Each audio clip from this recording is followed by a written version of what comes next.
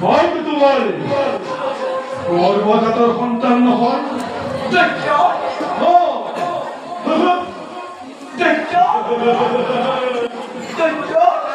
তোমাক দেখিলে তোমাৰ মাতৃভাৱ নাথাকে স্বাক্ষৰ পূৰণ কৰিবলৈ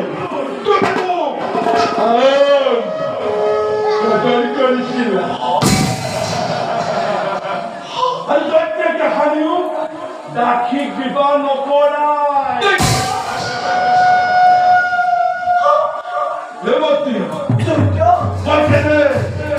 দাক্ষিক কন্যা